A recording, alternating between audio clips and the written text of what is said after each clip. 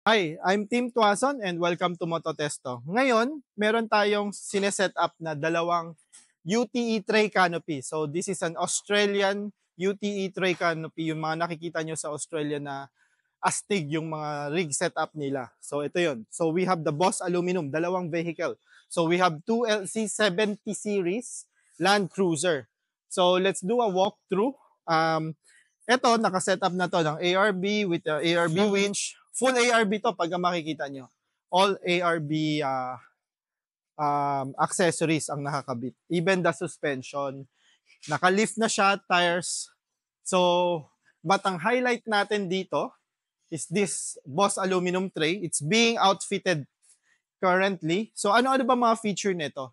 So, full aerospace aluminum, canopy, drop-down fridge slide. Pag makikita mo dito sa loob, para siyang data center. May mga cable channel. So, kung familiar kayo sa data center na cable ducting, yung pang ilalim, underfloor cable ducting, yan, para lahat neat, wala kang makikitang exposed na wire. So, we have a 70-liter water tank. Ayan, nandito. 70-liter water tank. Okay? So, ito, ina-outfit natin nung ano niya, under tray storage box, nandyan yung compressor and water tank and air pump. Okay. So, yon, ginagawa natin siya. Jerrycan holder, may ladder, meron din tire carrier. So, ginawan din natin siya ng winch sa likod. Plus, aside from the water tank, meron tayong storage drawer. Mahaba yan. It's tailor-fit to the needs of the customer na as much as possible, lahat ng gusto niya is ma-comply natin. So, tailor-fit siya. So, makita nyo to, sa taas, there's a Wildland Voyager na 250. So, yan yung malaking Voyager tent. It's a king-size bed pag binuksan natin. Okay. So, dito sa kabila, meron siyang RLD na 360 awning. Yan. Paikot siya dito at saka papunta dun sa harap. Very neat. Yan. Okay, so full rig setup. Ano pang kulang natin dito? We'll put a kitchen and EcoFlow power module na 5 kilowatt. Gagawin pa. Ito, nakalaat na yung pwesto niya dyan. So yung mga nagtatanong, bakit ba pinapalitan ng tray canopy? Unang-una, dahil you'll increase your cargo capacity by more than 50%. So, having a tray alone, it already increased 40% of the surface area. Having a full canopy, from the ground up, yung dating maninibago ka. Yung mga load mo dati sa standard pickup mo, kahit naka-canopy, paglagay mo dito, maluwag pa. So, sa dami ng storage mo, and yung maluwag na maluwag. So, more than 50% ang may increase mo. Well, kung i-configure mo yung standard pickup mo to all the drawers, terrace, roof rack, tent, mas magaan pa to. At the same time, walang lifetime na to, hindi kakalawangin because this is aerospace aluminum. So, yun. Mga how many days to outfit a 2 to vehicle? 3 weeks, depende sa request ng customer kung ano yung mga inclusive sa loob. Okay. Dalawa to. So, another one is nandito sa likod. This is an LC79 V8. Ito naman is all-out Mototesto demo rig. So, ano yung pinagkakabit natin dito? So, we have the ready bumper, warn winch, of course, Baja design lights, okay?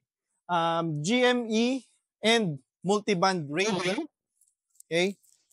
Koni suspension, icon rims, naka-Falcon tires na empty with alu box, then front runner rack.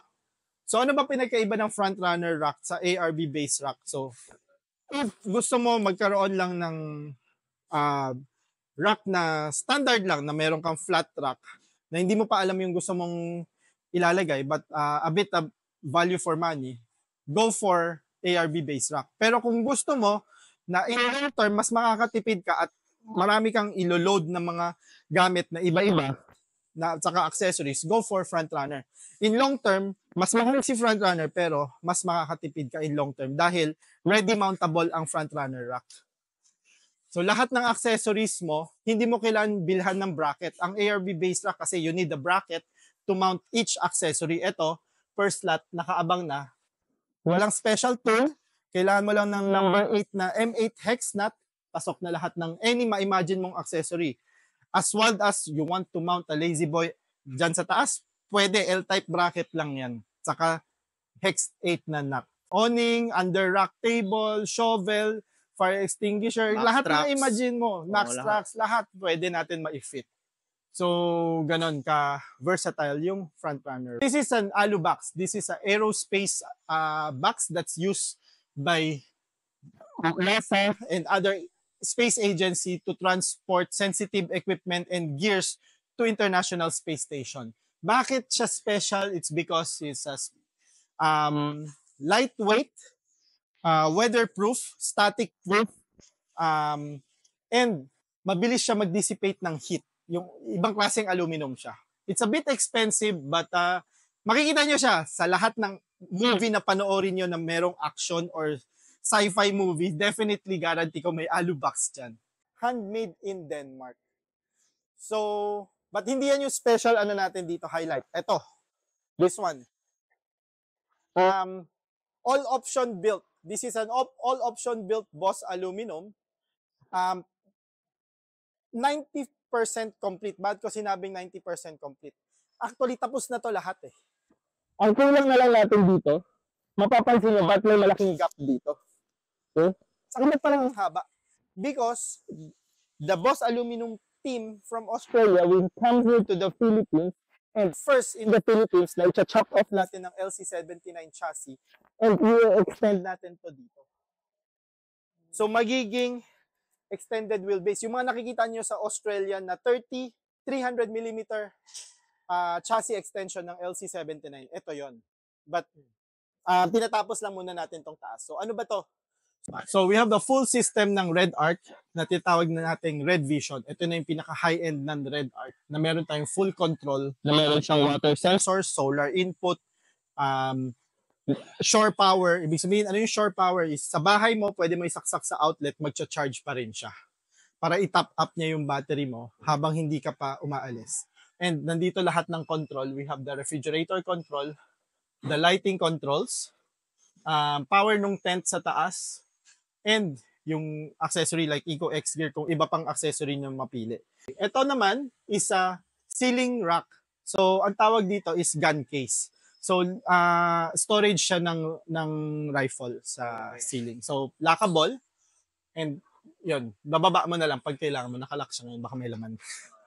Okay, so, ito yung storage, drawer system. Magkabilaan. Yep. Plus, meron ditong additional storage ng pang mga mahaba. Let's say, mga camping chair, gano'n. So, dito naman tayo sa likod. Anong meron? So, we have the Boss Aluminum 270 awning. Napakaganda niya. And the Boss Aluminum RT1 rooftop tent. So, they called it the bunker. Bakit the bunker? Pag tinignan mo sa loob, siguro pagka sa typhoon, nakatulog ka dyan, sinara mo, or kahit may tornado, buhay ka pa rin dyan sa tibay, saka sa tigas niyan. Tapos, it has an aerospace mattress na may memory foam. Okay. So, dito sa likod, we have the standard jerrycan holder, ladder, and Boss aluminum rubbish bag. So, kakaiba siya. Pag tinignan mo, iba ang fabric niya, makapal. Okay? And meron to sa loob na internal PVC na chute na pwede mong tanggalin sa bag para pwede mo i-rinse. So, yun. Filter trundle drawer with a 70-liter water tank underneath as well. So, dito naman, dito is we have the air suspension system, the compressor and water pump na tinatapos natin. Okay, dito naman we have this, the pantry. Okay, kitchen pantry. So, drawer, saka tray. Kompleto, wala ka na iisipin. Pwede na maglayas. Okay.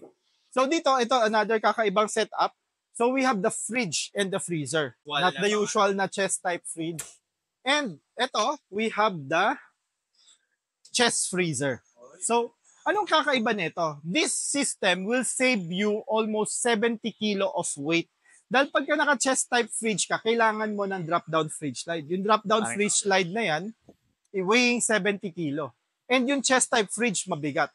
Ito, utilize lahat ng upright fridge mo, chilling meat, and yung mga drinks, and condiments, and yung kailangan mong freezer. Lastly, So this one, we called it the coffee pantry. So, Nespresso, mga baso mo, and mga coffee condiments mo. Basically, the Boss Aluminum beer siya. So may mga option tayo na kung anong gusto natin i-outfit sa loob. Pwede natin piliin from this pantry, drawer, anong klaseng fridge, and anong klaseng mga options na gusto natin. It's all tailor fit. So lahat yan galing sa Australia. But we have the stock nung basic canopy here, the bear, but all other option, sa dami ng option, kailangan natin mag-usap kung ano yung gusto nyo. To produce and ship to the Philippines about 60 days. Okay. For the accessories. Kung alam mo na at veteranong overlander ka na, or overlander ka na ayaw mo na mag-isip, na gusto mo na lang mag-camp, usap tayo, we'll design it, and then we outfit everything. Tapos na. So, yun yung mga natin. But pwede rin yung mga basic tray, canopy, tapos yung kung ano yung meron available na gusto natin i-fit na meron na dito, pwede din. Pero syempre, ibang itsura pa rin yung full outfitted. Na pwede ka nang maglayas.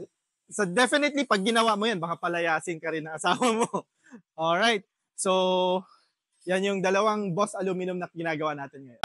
Mototesto is located here in San Juan, F. Manalo.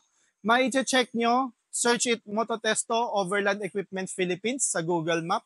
Then, yan, makakapunta kayo dito. Kung gusto nyo makita what we have, mototesto.com, Mototesto Overland in Facebook, IG, and YouTube. In total, Mototestos carries around 20 premium brand all over the world, from Boss Aluminum, Lightner, Deck, Baja Design, Koni, Power Brake, Eco X Gear. So lahat ng kailangan natin pang overlanding